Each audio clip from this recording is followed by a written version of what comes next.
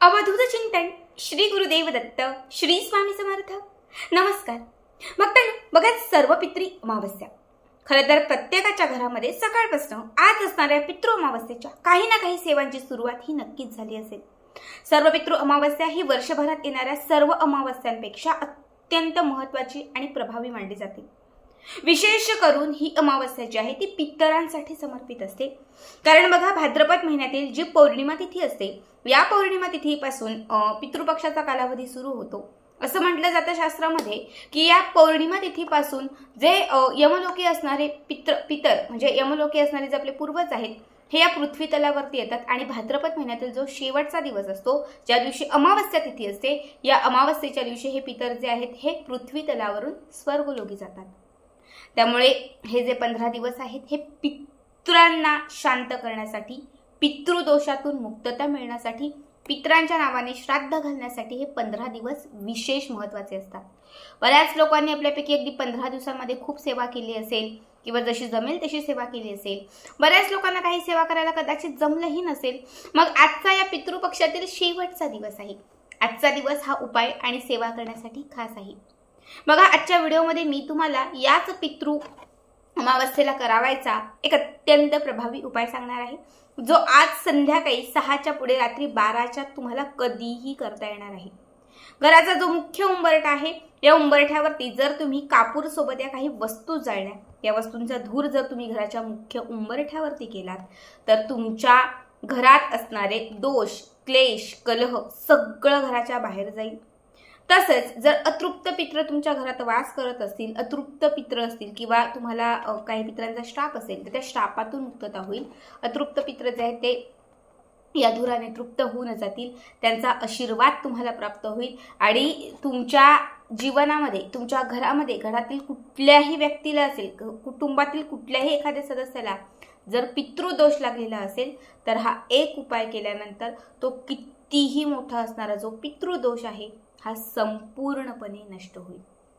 असं म्हटलं जातं की आजच्या दिवशी म्हणजे आज सर्व पितृ अमावस्येच्या दिवशी आपले जे पितर आहेत हे पृथ्वी तलावरून स्वर्गलोकी जात असतात ना, आणि जात असताना त्यांना वाटेत खूप अंधार असतो।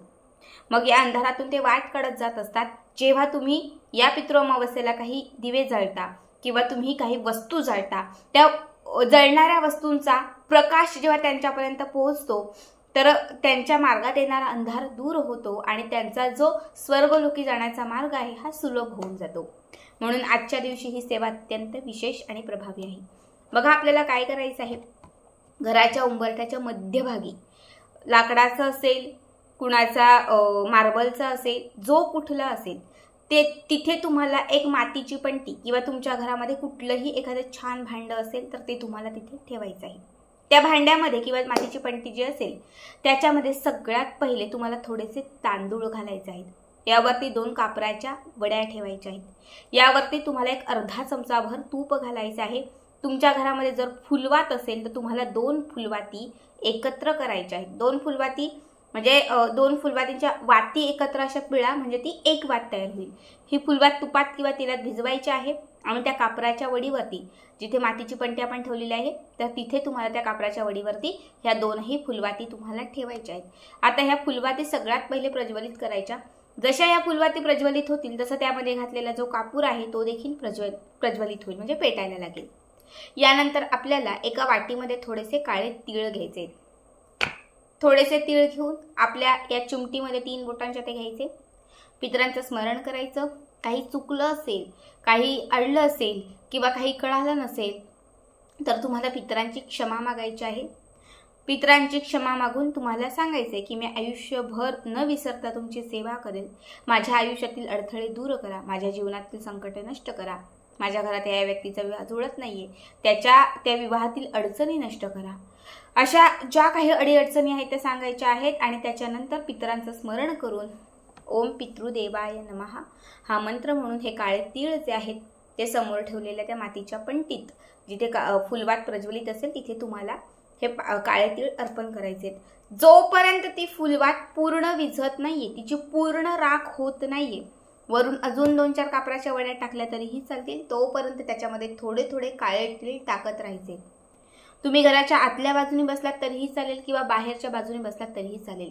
मग हा पितरांचा वास ज्या ज्या ठिकाणी असतो त्यापैकी सगळ्यात पहिली गोष्ट जी आहे ती म्हणजे पिंपळाचं झाड, आपल्या घराचा उंबरठा, तिसरं म्हणजे घरातील दक्षिण दिशा आणि चौथं म्हणजे घरातील जिथे आपण पाणी ठेवतो पिण्याचं वगैरे जे पाणी असतं तर ह्या पाण्याची जागा, स्वयंपाकघरात जिथे पाणी ठेवतो तिथे पितरांचा वास असतो.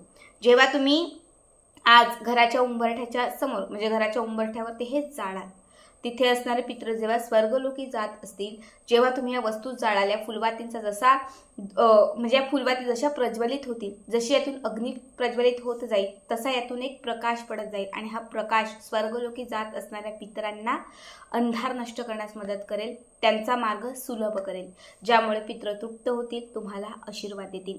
शिवाय फुलवात असेल, काळे तीळ असतील, तांदूळ असतील किंवा तूप असेल, ह्या सगळ्या गोष्टी नकारात्मकता नष्ट करणाऱ्या आहेत, इडापिडा संपवणाऱ्या आहेत, बाधांचा नाश करणाऱ्या आहेत. जेव्हा या सगळ्या गोष्टी तुम्ही एकत्रित कराल आणि ह्या एकत्रित करून जेव्हा तुम्ही ह्या जाळाल, याचा धूर घरातही म्हणजे घराच्या आतमध्येही येईल, याचा धूर घराच्या बाहेरही येईल. जेव्हा याचा धूर घराच्या आत येईल तेव्हा घरामध्ये असणारी सगळी नकारात्मक शक्ती घराच्या बाहेर जाईल, घराची बांध खुली होईल, कुणाची नजर लागली असेल, जादूटोणा असेल, सगळं काही नष्ट होईल. आणि जेव्हा याचा धूर घराच्या बाहेर जाईल तेव्हा घराचा पूर्ण ओरा जो निगेटिव्ह वाटत होता तो पूर्ण पॉझिटिव्ह होऊन जाईल. खरं तर घराचा उंबरठा ही आपल्या घराची लक्ष्मी असते.